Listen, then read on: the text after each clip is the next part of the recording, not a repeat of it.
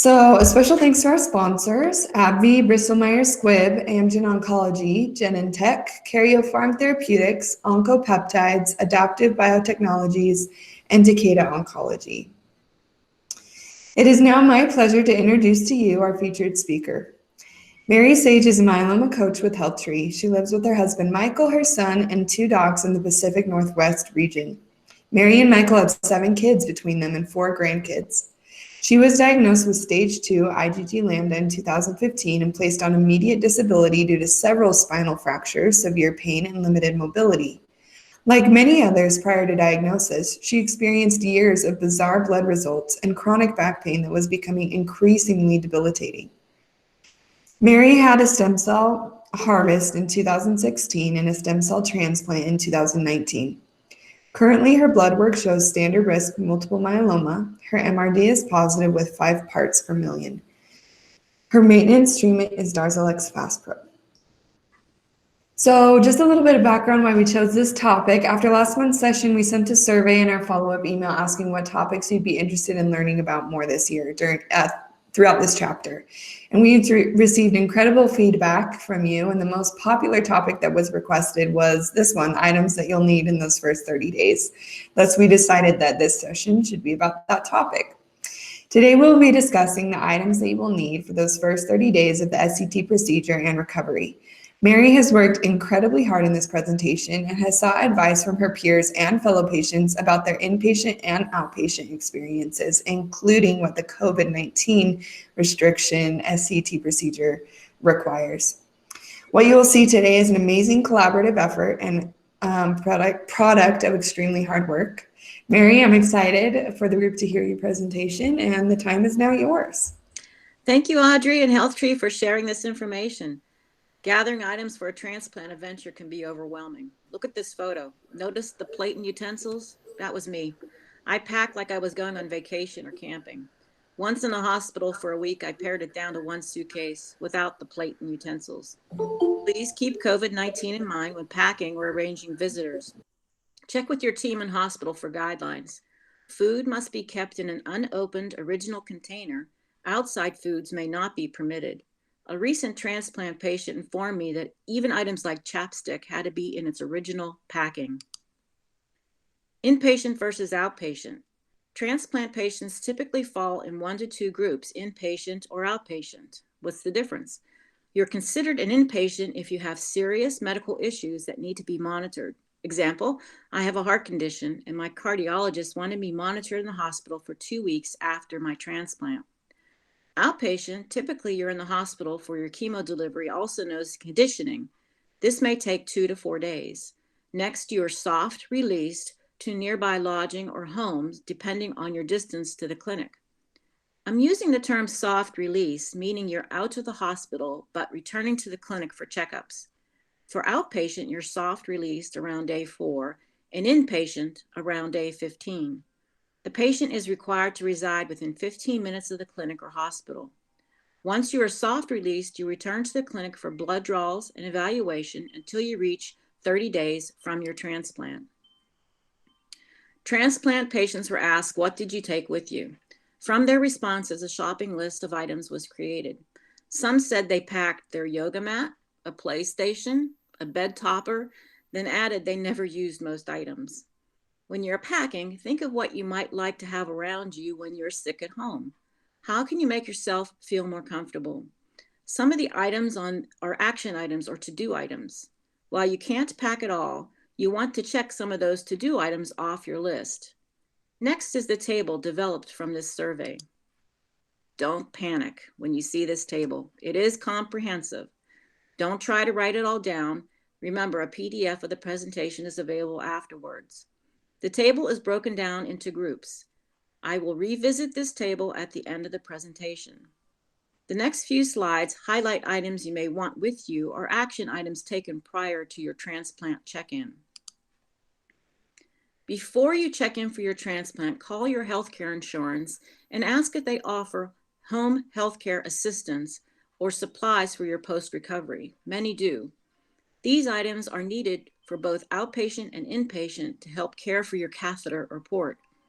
You will have a catheter or port for days -1 through 30. Also ask if they provide disposable bed pads and gloves. Some items you will want to have provided are saline syringes, parafilm cover for your catheter or port protection while showering, alcohol wipes, which are also good for removing tape residue off your skin, and a biohazard container.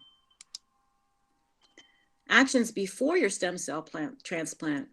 Your team may provide you with advanced directives paperwork. Please consider completing this before you check in. If your team did not provide this paperwork, ask your social worker or go online and find forms. Before you leave for the transplant or while you're out of your home, have someone deep clean or replace your air filters. Include the filters over your stove. I have metal filters. I simply place them in my dishwasher for an easy clean and hot water and dishwasher soap. Water purifiers you may look into are something like a Brita or Zero Water. You may also want to add a purifier to your home water system. Also consider a filter cap for your personal water bottle or filtering water bottle. You'll want to keep aromas down. Consider a fragrance-free detergent. Infection prevention, we'll dive into this later. Keep a list of helpers or contact info. Create a list of helpers and what is offered for assistance, like taking care of pets, lives nearby, can pick up items, and so on. Post the list at home and carry a copy with you. It's easy to pull out the list and make calls or emails. Both outpatient and inpatient will experience day -1 through day 4 in the hospital. Notice it reads -1. The days prior to day 0 are negative numbers. The patient receives conditioning therapy during this time. You want to bring such comfort items as dry mouth spray. Hospital air can be drying. I also brought saline nasal spray, hand cream, hard candy. Some experience an odd taste during the transplant process. The hard candy helps. Electronic devices with extra long charging cords, a laundry bag, soft clothing in layers, and we'll expand on that later. Toiletry items may be provided by the hospital, but you'll want to bring your favorite items with you. Remember, avoid items with a heavy scent. Some facilities do not permit scents, oils, or perfumes. You will shower every day, so bring enough for you for every day while you're away from home. The outpatient is soft released to nearby lodging and will be checking into the clinic daily until day 15, when clinic visits may decrease. Outpatient travel to the clinic daily.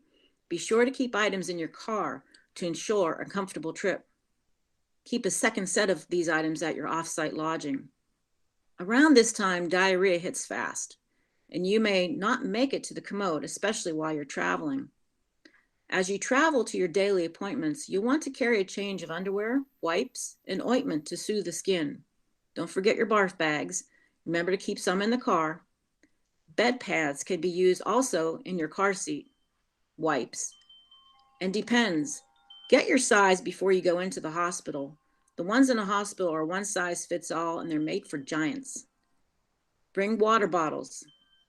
Carry them with you everywhere.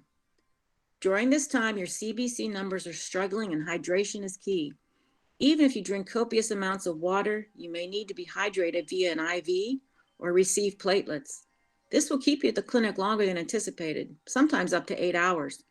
Carry a go bag in case you get checked in or have a long clinic day. Soft release to nearby lodging day 4 for outpatients and day 15 for inpatients.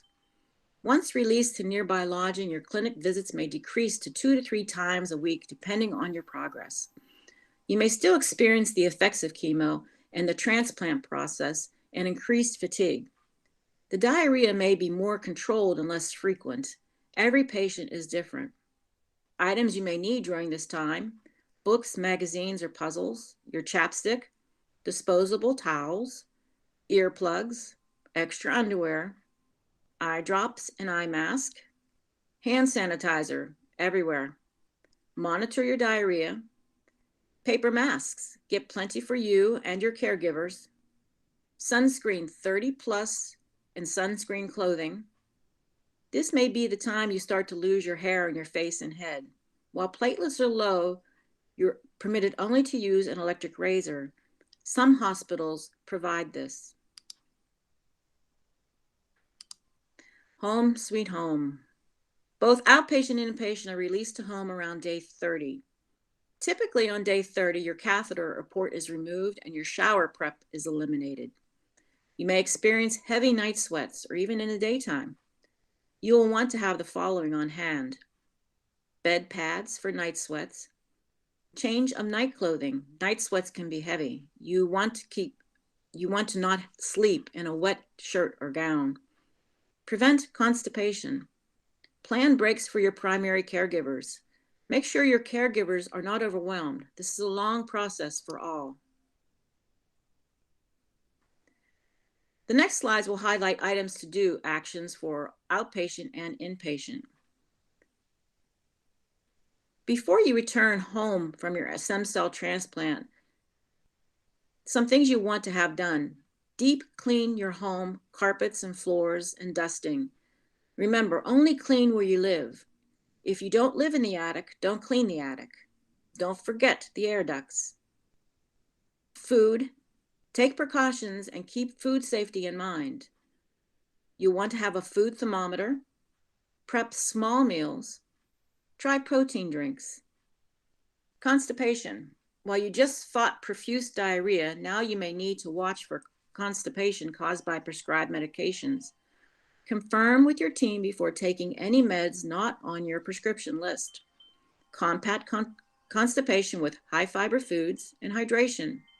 Stool softeners may be needed, but please check with your team first. Get your medications updated before you go into your stem cell transplant.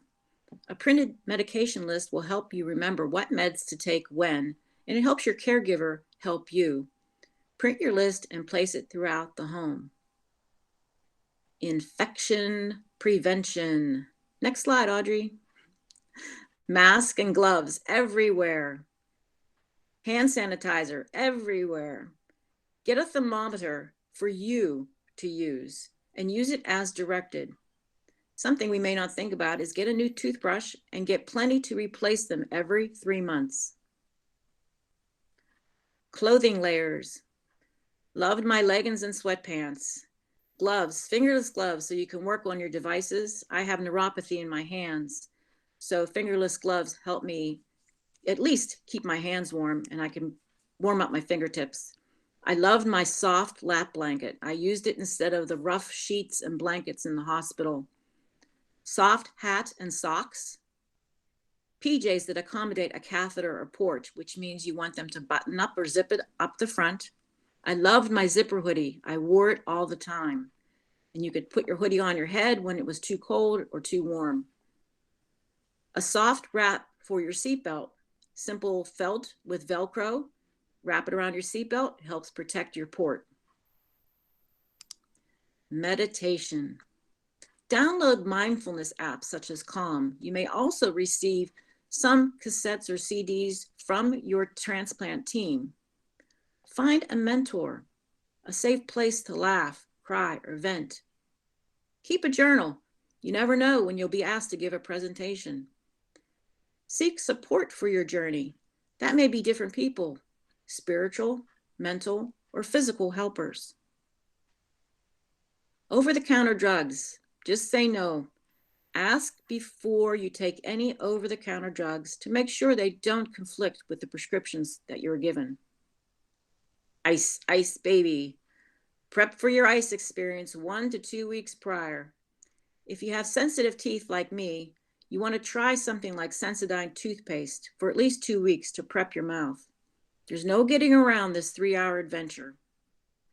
You can ask for popsicles or add flavor to your ice. Bathroom supplies. You'll be spending a lot of time in the bathroom. Consider something like a butt cream to help soothe the diarrhea and rash that comes with it. You might consider a temporary commode near your bedside so you can make it to the bathroom on time. Grab bars or heavy suction cups for your shower can temporarily be added to your shower walls for safety. A shower chair. The first few weeks you may feel weak and exhausted, and you want to be safe while you're in the shower. Soft toilet paper and wipes. Carry a roll with you because you never know what the hospital will bring. Soft tissues, the same thing. They have the roughest tissues in the hospitals. Grab your favorite brand and carry them with you. More shower tape. First 30 days until your port or catheter is removed, you'll need to protect the open ends of that port. Toilet safety frame. You'll want in the upper left-hand corner. This is a simple frame you can add to the back of your home toilet. Another great item to use while you're away from home is your walker. And begin walking and building muscles before and after the stem cell transplant. Bring cards and stamps and pens and contact lists with you. I created thank you cards for each nurse that helped me in the hospital. I also used the time to create my Christmas list. Get plenty of sleep. Strengthen your lungs by using your spirometer. If you've been on an M&M journey for a while, chances are you have one, or like me, 3 around the house. Use this to keep your lungs clear. You can get one from your physical therapist or online at your favorite shopping site. You may want to get a collapsible cane or use a walker for your dizzy days. Let's revisit the shopping list. Here we are. As promised, remember, a PDF is available afterwards. As you can see, this table is broken down into groups. Every item covered today is listed on the table. Keep in mind, while the column indicates out or inpatient, the items are used by both groups, just at different times. The red items are things you should do before your stem cell transplant. The purple and green highlight outpatient, hospital stays, day 4 through day 15. Brown is your inpatient days, -1 through day 15. Blue, close lodging days for both inpatient and outpatient. The last column and the column at the bottom, the black columns, list items that we talked about through this entire slide. That is your main shopping list. You may find you'll want these items for all or part of your journey. This process is a shared journey. While we covered the basics for what to bring to the stem cell transplant, this journey goes well beyond the first 100 days. It's about you and your care team, you and your caregiver, you and your health. You are in control. Be your own best advocate. Take care of you, body, mind, and spirit. Thank you for your time today. Back to Audrey. Thank you, Mary. You did a great job. I could tell you practiced too, and you got it done in record time, so I'm happy, and I know you're happy about that too. Now is our time. It says group discussion, but I really think that it's more question and answers. It's going to be whatever you guys want it to be, quite frankly. On the screen, you should see instructions on how to raise your hand if you want to talk to the group or if you have a question. And there are also instructions on how to access the chat if you feel more comfortable communicating that way. So let me talk you through raising your hand. Just even though you can see it on the slide, this bar should be at the bottom of your screen. And if you click the raise hand button, our system keeps track of who raised their hand in what order so that we can call on them.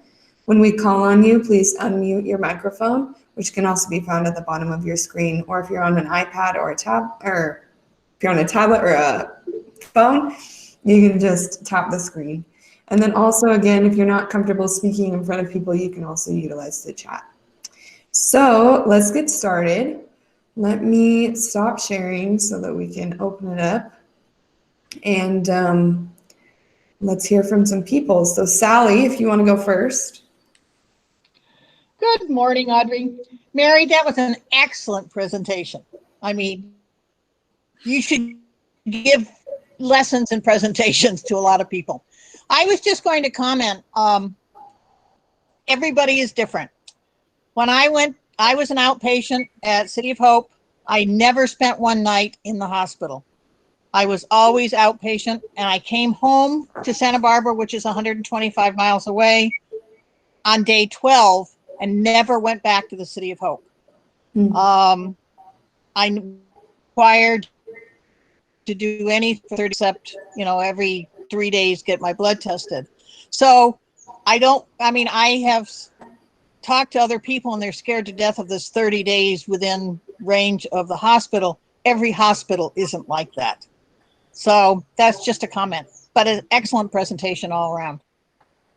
Thank you, Sally. I think that's something that, Amy, Dawn, and I, and Mary and I have talked about often as we prepare these meetings is this is one of the hardest chapters to plan for because each hospital is different. And that's why it's so important when you go in for your stem cell evaluation to know about these things, to be asking those questions. If I am outpatient, what is it going to look like for me? Am I going to be required to stay in the hospital at all? Or is it like Sally's experience from the first day, am I headed home, and what will be required of me? And do you think it's best that I'm an inpatient because of these comorbidities anyway, so it's very important, and I'm grateful, Sally, that you brought that up, that we consider these things, especially when getting our stem cell evaluation before the procedure happens.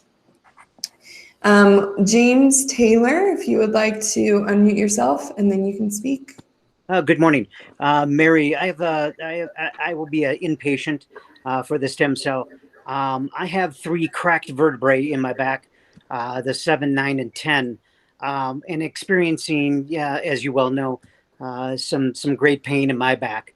I've tried heat, and the heat really does not help much. Last night I put a very large cold compress from my knee surgery, and that seemed to help. And I was wondering, with your expertise and your experience, do you have anything that can help? Because I'm scheduled for stem cell in it's now 4 weeks. So I'm just trying to get some relief because I'm off of the Revlimid, I'm off of the chemo shots, and I'm off of the steroid pills. So I have nothing other than my oxycodone to help me with my back pain. And I'm just looking for some good things that might help before stem cell. Maybe even hot tub. Somebody had said, jump in your hot tub for a little massaging, but I've tried heat, and the heat really doesn't help much. Hi, James. Thanks. Yes, I have this same issue. I have 3 fractures in the lumbar region and about 12 compressions up and down from C to L. And I'm on a regimen of pain medication as well. But I have to say, for me, keep moving. And also pay attention to your body and take breaks. If I don't take a break in the middle of the day, promptly about 1 p.m., I pay for it the next day. Yep, so I'm with you. In the hospital, they will provide any comfort that you need, from heat to cold, and anything that helps you feel better. You can get up and walk around anytime. You're not tethered to the bed. And I find that making sure I keep moving and not, I also have a hot tub. I have a bath that has the jets. It's comfortable, but it doesn't fix it. And I also, the other day I put the jets on and I wound up with black and blue marks on my feet. Oh no. Okay. So that's what I was afraid of. I thought that might be too much pressure. It's a lot of pressure, but you can adjust that too and just have the bubbles around the area. But I would say what works for me is moving and relaxing and keeping attention to your body and resting when you have to. Don't push. It's your spinal condition isn't going to go away. No. So pay attention to it. And one last question.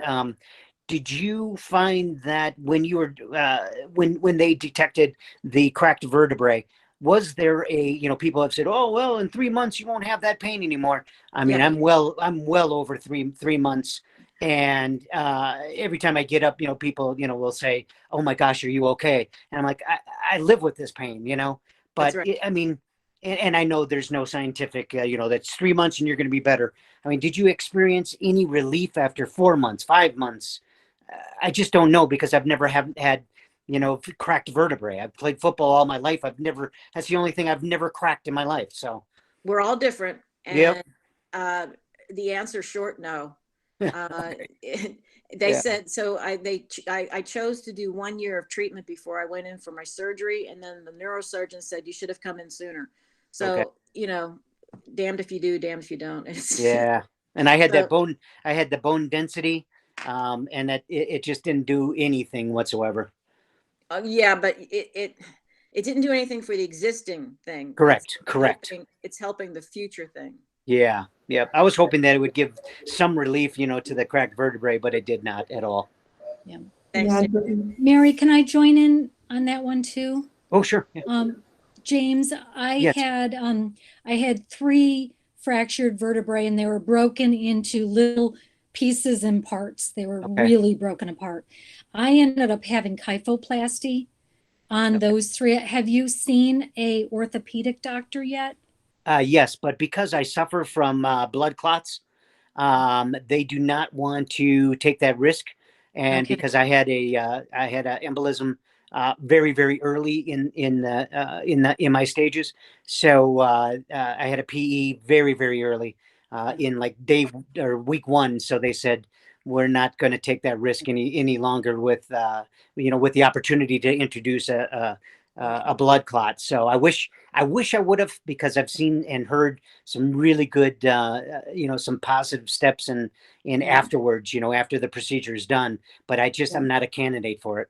Okay. What about a back brace? Did they prescribe a back brace for you? Yes, I have the Okay. world's best back Okay. brace. Okay. Yeah, so I wear Because that every I every wear day. that even Yep. now. I'm a couple years out from my Yep. kyphoplasty and I still have pain. And Yep. it depends on how active I am for the day. And Mary's right. You have to balance your the amount of time that you're active with resting.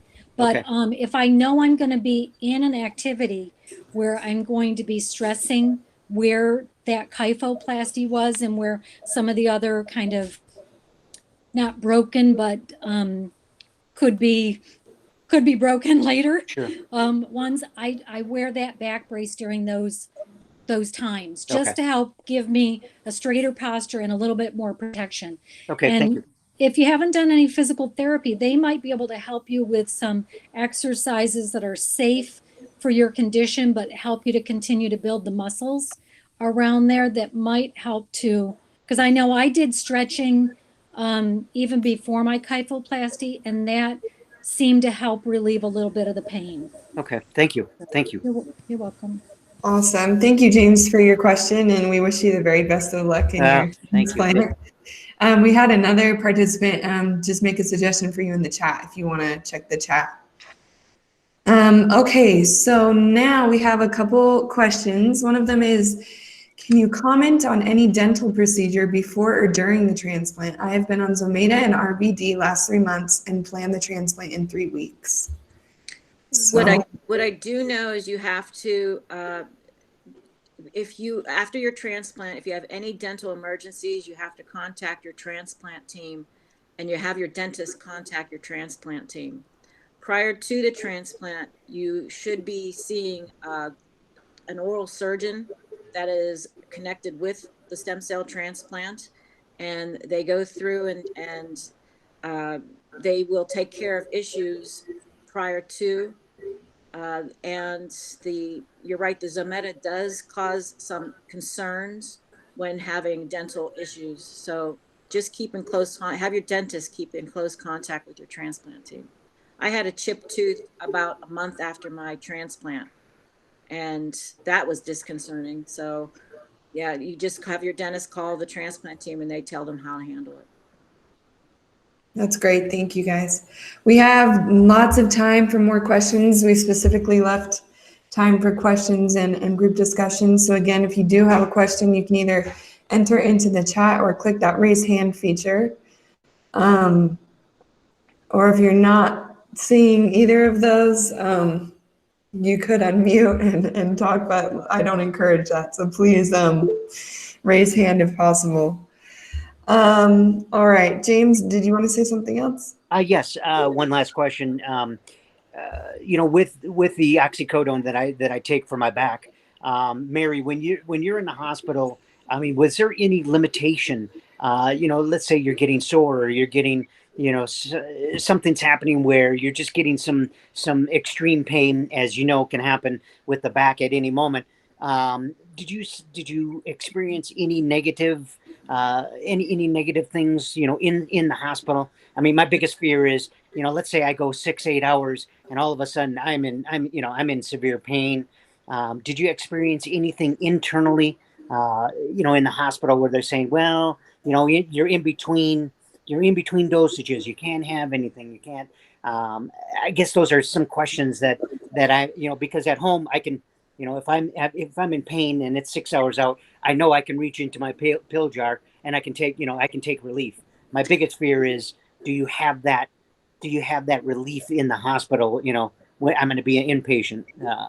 James, pain is not an option, and Thank they you. believe that, and that's what they work off. Okay, They thank you. will guide you through it. Okay. Yeah. The one problem I had when I'm in the hospital is they give me more than my regular dosing. Oh, sometimes. okay. So I have to come home and I have to downgrade and Yeah. get back on my track. So Okay. they will help you guide you through it. Okay. Great. Audrey, All right, we have lots of somebody questions. was asking a question about pets at home. Yeah. I have 2 dogs at home, and I can see Dawn's cat just walking around there right in the screen. So what I did with my dogs and cats is I took care of their vets before I went into the stem cell. I made sure they had no fecal problems or bacteria or any issues. And I made sure that my son, who is home here with me, took care of the dogs primarily, taking care of their feeding and their picking up their fecal matter. And I just did not let them sleep with me on the bed. That was the one thing we weren't allowed to have. Fortunately, my dogs are kenneled at night, so that was not a problem. But they were allowed to visit me on the bed in the daytime. They don't want your animals up around your head. So I took a lot of liberty with that. So, but my dogs were not banned from the bedroom. That's great. Thank you. All right, let's hear from Beth. If you would like to unmute and speak to us. Hello, everyone. Can you hear me? Oh, I'm sorry. You said Beth. My bad. Oh, no, it's okay. We'll have Beth Lolly go first, and then Yvette can go after her. The names do sound alike.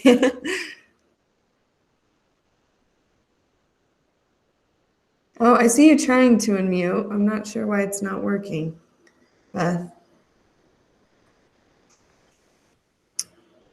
If you do want to enter your question into the chat, because I'm not sure why it's not working, but I'll look out for your question in the chat. And Yvette, if you want to go. Okay. Can you hear me? Yes, ma'am. Okay. So my question is about fractures because I've got a couple of fractures as well. So when you go for the stem cell transplant, and then for like the first 3, I heard that for like the first probably about 3 or 4 days, you're not going to feel like getting up or moving around. Do those fractures, would you laying up in the bed, do they get worse, or maybe do they feel worse, or? I was able to get up and walk around almost daily, at least once a day. But it's true, when you're laying in bed and fatigued, we do get a little bit more cramped up. But actually, you're so fatigued from the stem cell, the pain in your back is not primary, or it's not top on your list. Again, your people will help you. You can actually get a physical therapist visit you in your room, and you can probably ask for some bed exercises to help From day one? help get you through that. Amy, did you have any issues with being laid up? You're mute. I know you had some severe back pain, Amy. Were you laid up, not able to move any certain days, and how did that impact you? Prior to my diagnosis, I was, and that's kind of what landed me in the ER, because I was on the couch for 3 days and was in so much pain. I was in tears. I couldn't move. I couldn't get up. I really couldn't do anything. And so then we learned through the x-rays and the CT scan that I had these 3 compression fractures, and I had fractured my sternum. So they got me in with a back brace pretty quickly after that to help, and got me on some pain management to be able to manage through that. And then I was they had me postpone my kyphoplasty because they thought I was going to do my stem cell. And then when my cancer numbers weren't low enough to do my stem cell and they postponed it by 3 months, then I snuck in the kyphoplasty in between my treatments and my stem cell transplant.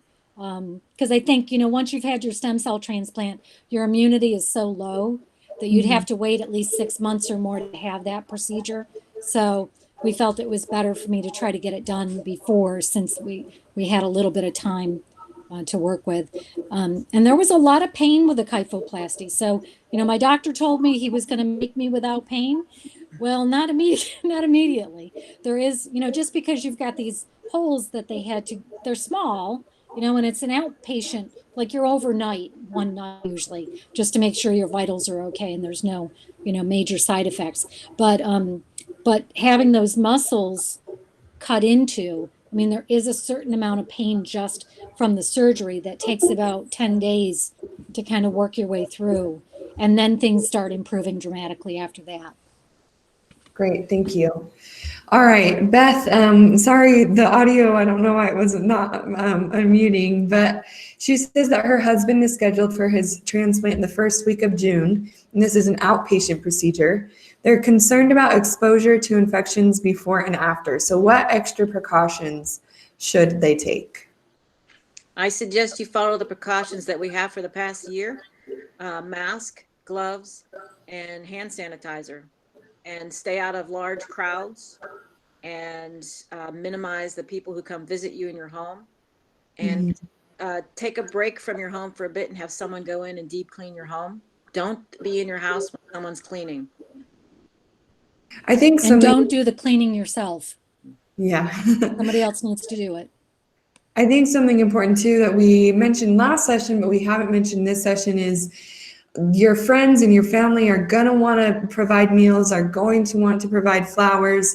That's really not an option in this case, for that very reason. We don't want infections. We don't want overexposure. So maybe a nice thing would be, come celebrate me once he's fully recovered, So that's another precaution that sometimes we don't think about that is important to take, is not accepting that outside food or flower delivery or whatever it may be. Flowers and plants are not permitted.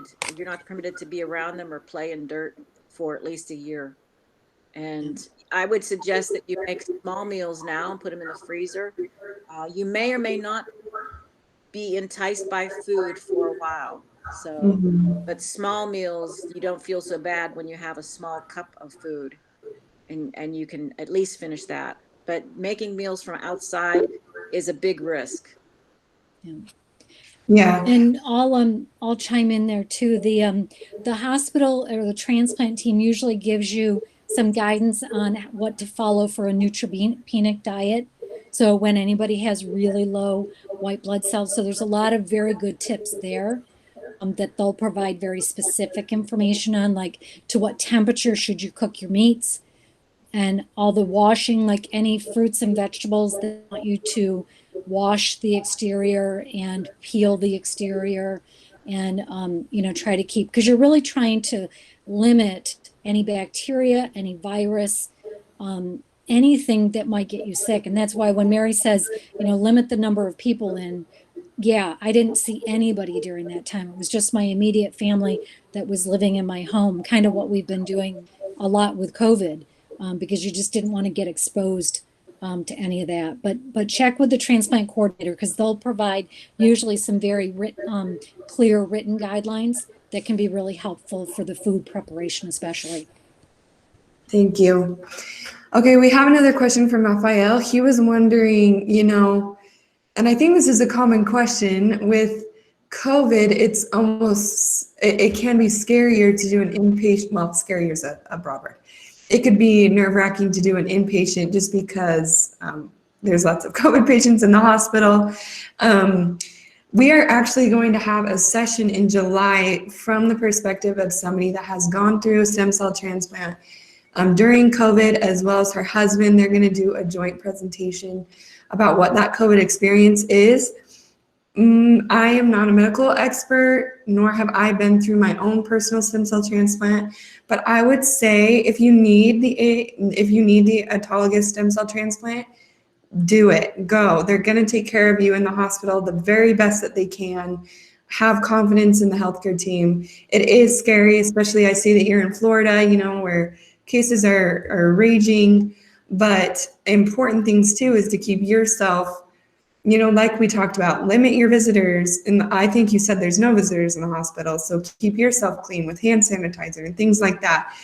And you need it. So my advice is do it. I don't know if that's good advice, but well, also remember, Audrey, too, that a lot of places have designated floors for stem cell transplant patients, and those floors are clean.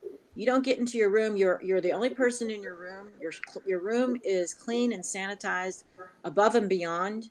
And the nurses and doctors take great care when they're coming in to visit you. They will be gloved up and masked up, and they always sanitize their hands.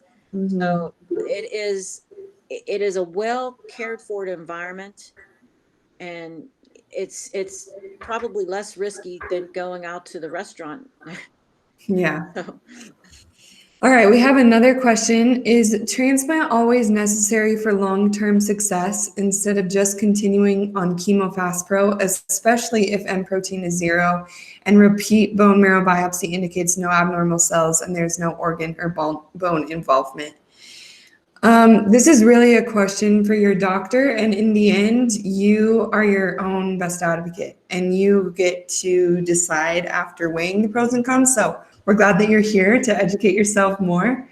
Audrey, Mary, can I say something to that? Of course. I think it's hilarious, and my doctor and I had a good laugh yesterday that I'm talking about stem cell because I went in kicking and screaming. I've been a MM patient for 6 years, and I just had my stem cell 2 years ago. And the way I put my mind around it was, your stem cell transplant is a protocol, just like any other protocol that we've been on.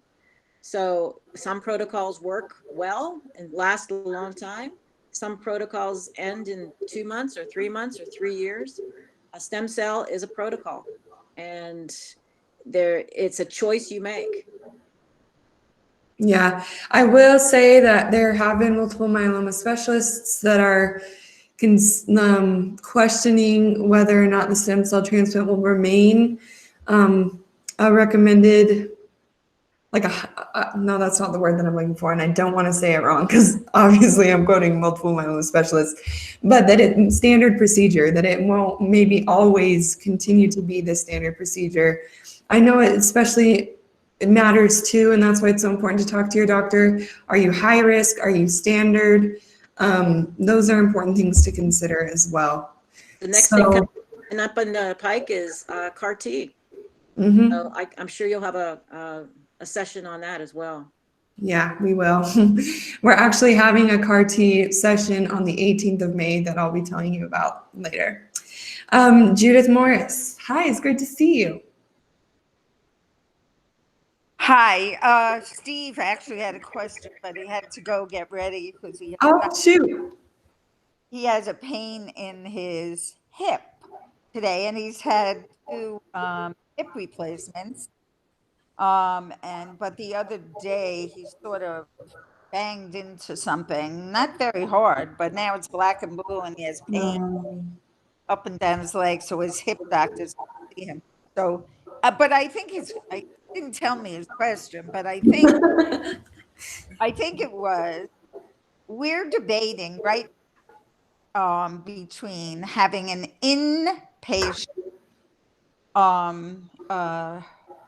at a hospital that's about 3 hours drive versus an outpatient, totally outpatient. And I noticed, Mary, in your presentation, you never said everyone had some outpatient, like days 1 to 4. I didn't see anything where it was totally outpatient. And sort of, my question is sort of, to me, I'm a layperson, but to me, it's more dangerous to go in and out of a hospital through a main lobby of a cancer center. It's not the regular hospital, but the cancer center. And then to go up in a public elevator for 30 days as an outpatient versus being in a controlled transplant wing or whatever it is, center, where there's only a limited number of people who have all been tested prior to having their transplants for COVID. And the staff has all been tested. So kind of scary for us because my husband is is one of the oldest stem cell transplant patients ever. And so we feel he should be in the hospital, and we're leaning towards that because just for his age, plus he has plasma cell leukemia as a secondary to multiple myeloma, which puts him in a very high risk. If I may, I think Sally, you want to jump in that you were completely outpatient. Is that correct? And Amy was outpatient as well. But Amy, you were outpatient, but in for a few days during your conditioning treatment. Yes, but that was prior to COVID also. Right. Yeah. Yeah. Yes. So that's the main difference is That's right. the risk for the COVID. Yeah, because I've talked to Judith and explained the process that I went through, and Sally, I think, has had the opportunity to talk to her too, just because Sally had a transplant in her 70s and has done very well with it. Right. And our COVID presentation coming up, the couple with the stem cell who had a stem cell during COVID will give some great information as well. But sometimes you're kind of bound by what your insurance says to do and what the hospital guidelines are. And the hospital is on board with what's going on in COVID, and I'm certain they have guidelines that you will follow. Yes, well, he's due to have it in 2 weeks. So we actually sort of have a kind of appointment at both, trying to decide. We have Judith, just knowing you guys a little bit, from our little interactions that we've had, I think all along you guys have been leaning more towards the inpatient. And if that feels right to you, again, and your insurance is covering it, do it, because it's about your experience. It's about what matters most to you, especially with his PCL. If it feels right, I'm not trying to give you advice medically or anything like that, but I am empowering you to be your own best advocate. If that's what's right for you, do it. A major difference. At the outpatient hospital, there is no myeloma specialist. At the other place, there's a pretty well-known myeloma and transplant specialist. Mm-hmm. Super there. So that kind of really hit the best. Yeah.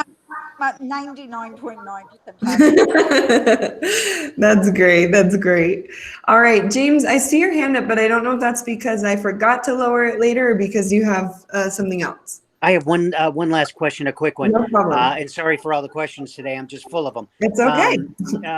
When I come home from the inpatient and I'm in, I think with all the reading I have, roughly about 2 weeks I'll be in the hospital. My biggest concern is when I do come home, that first 30 days. Is there any words of wisdom, Mary? I won't have any visitors besides my caregiver, but that first 30 days, is there anything other than I'm not going to let anybody in the house, no visitors, no plants, no, should I be really cautious after 30 days, from the 30 to 60 and then the 60 to 90? I'm just trying to, cross all my T's and dot my I's. Your first 30 days, you want to be as proactive for yourself as possible and be cautious. And you can send a communication out through email or even post something at your front door that says transplant patient inside, please wear gloves, mask up. If you have any illness, call me and leave your cell phone number. After your 30 days, you're sort of released or untethered from the hospital or your inpatient status. And it gets a little better. Your strength gets a little better. you're in a cautious mode between 30 and 100 days. Yeah. Okay. So cautious, which means you don't have to live in a bubble. Yeah. But you certainly don't want to go out in a concert. Yeah. Right. So Right. it's be wise in your choices, and again, if you communicate with people around you, people understand, and people who don't understand, they can call you and they can email you, and it goes fast. Okay. It goes fast. Alrighty. Thank you. Yeah, if I could just add to that, I think, you know, the big thing is listen to your body. One of the things that I found, I was inpatient. I was in the hospital for 2 weeks. I was in a hotel for 2 weeks. They told me I'd be in the hotel for a month, but we were in for 2 weeks. And then I came home. At about 45 days, I actually went back to work. Wow. Okay. I did like half days in the office and half days at home. I rode on the commuter train, not the subway, but the commuter train. At times it was less crowded. Wore a mask. I wore gloves on the train, and it was you know. But the big thing was the fatigue. You know, for that first 30 days, you're not going to have a lot of energy. In fact, even that 45 days, and I often tell folks, naps will be your best friend. So it's just, you know, be reasonable, but listen to your body. You want to avoid, you know, crowds and the like. But as Mary said, it goes by fast. And after that first 30 days post-transplant, it really is it's kind of a progression. You know, and it's just, you know, exercise caution. And everybody's different though, you know. But again, I think you're going to be driven by the fatigue level. And as you start feeling a little bit more energetic, that I think will tell you what else you might be able to do. I too was in an apartment for the up until day 30, but I remember taking a shower and I was exhausted and I slept for 3 hours after a shower. So that's what we talked about, having shower handrails and a shower chair. Some people said they just liked sitting in the shower and almost falling asleep in the shower. So you won't be entertaining people because you just aren't up for it. Yeah. And I guess I'll chime in there too to just say that, you know, when you're in the hospital, they're going to have you walk a certain amount each day because they want you to stay active. And then when you get home, you have to motivate yourself to do that.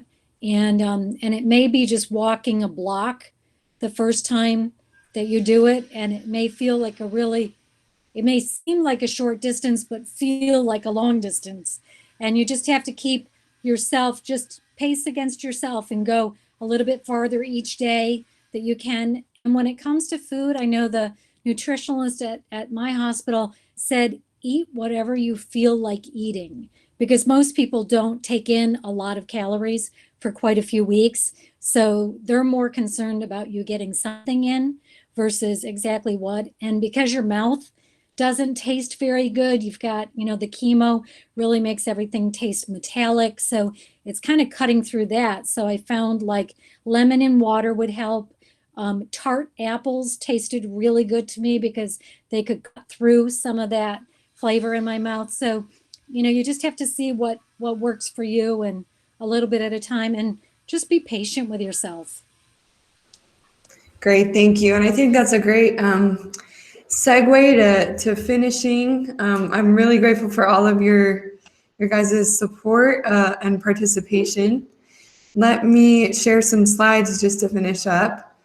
But again, thank you so much for being with us today.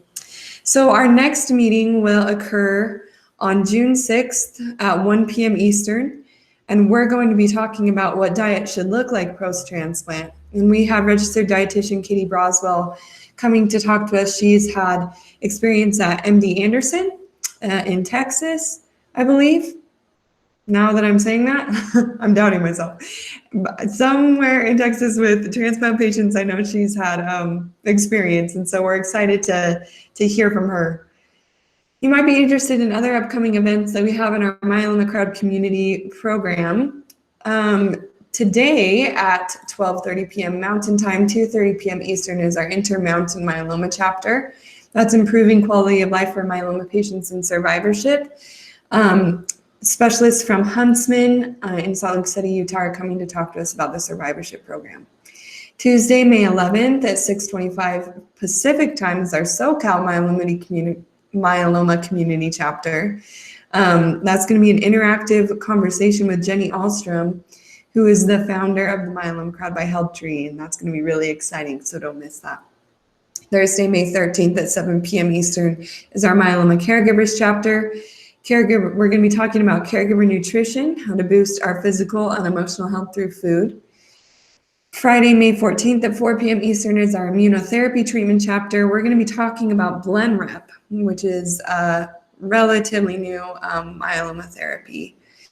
And then Tuesday, May 18th at 12 p.m. Eastern is getting to know the CAR T therapy. That's something that Mary mentioned earlier in our session. We're going to take a more practical approach to it and hear from multiple myeloma specialist, Dr. Nina Shah, talking about what is it really like, who can qualify for it, and how to sign up for one. Or sign up, how to, you know what I'm saying. Wednesday, May 19th at 3 p.m. Eastern is our Connect with the Myeloma Crowd chapter, and we're going to be talking about tracking our key labs on HealthTree Cure Hub. Our goal is to make your myeloma journey as easy as possible, which is why we've created tools where you can have all of your lab results in one place and therefore more effectively communicate with your doctors. The link to sign up for these events or even more events that I haven't mentioned is found at the bottom of the screen and will be sent out to you 24 to 48 hours after this event concludes. Another thanks to our community event sponsors, Bristol Myers Squibb, Amgen Oncology, Karyopharm Therapeutics, AbbVie Adaptive Biotechnologies, Genentech, Oncopeptides, and Takeda Oncology. And thank you to each of you for your participation and for helping us build this strong myeloma crowd community. And thank you, Mary, for your amazing presentation, and Dawn and Amy for your support. We're grateful to see you all and hope that you have a good rest of your day. Thank you so much.